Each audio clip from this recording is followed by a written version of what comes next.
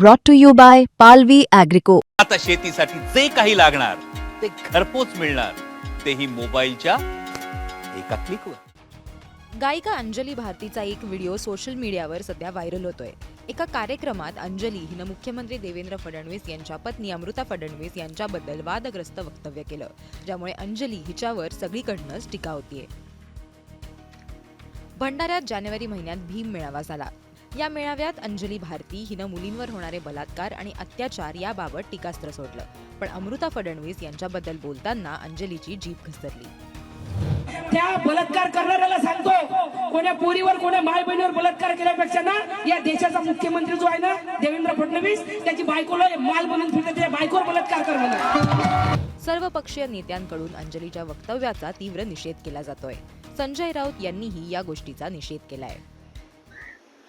मुख्यमंत्र्यांच्या पत्नी त्या आहेत अमृताजी, तरीही एखाद्या महिलेविषयी अशा प्रकारचं मी काय त्यांचं वक्तव्य ऐकलं नाही, पण आक्षेपार्ह वक्तव्य त्यांच्याकडून केलं असेल तर त्याचं समर्थन करता येणार नाही.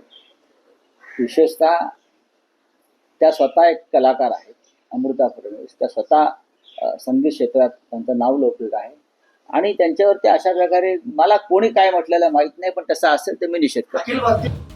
तर रोहित पवार यांनी देखील याबाबत ट्विट केलंय. गायिका अंजली भारती यांनी मुख्यमंत्र्यांच्या कुटुंबियांसंदर्भात केलेलं वक्तव्य हे अत्यंत चुकीचं आणि हीन दर्जाचं आहे. राज्यात महिला सुरक्षा, महिला सबलीकरण महत्त्वाचं आहेच, शक्ती कायद्याची गरज आहेच, यात शंका नाही, पण महिला सुरक्षेवर बोलताना थेट दुसऱ्या एका महिलेसंदर्भात बलात्काराची भाषा वापरणं नक्कीच माणूस म्हणून देखील शोभणारं नाही. त्यांच्या या वक्तव्याचा जाहीर निषेध.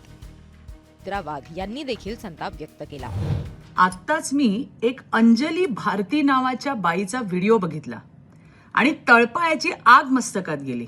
राजकीय विरोध असू शकतो, पण भर कार्यक्रमात मुख्यमंत्र्याच्या पत्नीवर बलात्कार करा अशी चिथावणी देणं, ती सुद्धा एका बाईने. अंजली भारती नावाच्या या बाईच्या बुद्धीची कीव करावी तितकी थोडी आहे. अशी भाषा म्हणजे मानसिक विकृती असून या बाईवर आणि ज्यांनी कोणी हा कार्यक्रम आयोजित केला त्याच्यावर तात्काळ कठोर कारवाई झालीच पाहिजे. श्रद्धेय डॉक्टर बाबासाहेब आंबेडकरांच्या फोटोसमोर उभं राहून बलात्कारासारख्या गुन्ह्याचं समर्थन करणं, त्या वक्तव्यावर टाळ्या पैसे उधळलं जाणं आणि ते अभिव्यक्ती स्वातंत्र्य म्हणून मिरवणं हे समाजाच्या अधपतनाचं भयानक भयावह असं चित्र आहे. पण बाबासाहेबांनी दिलेला संविधानाचं शस्त्र आमच्याकडे आहे. अशा सामाजिक किडीवर कायदेशीर प्रहार कसा करायचा हे आम्हाला माहिती आहे. जय हिंद, जय महाराष्ट्र, जय भीम. आता अंजलीवर काय कारवाई होणार याकडे सगळ्यांचं लक्ष आहे. ब्युरो रिपोर्ट, मुंबई तक.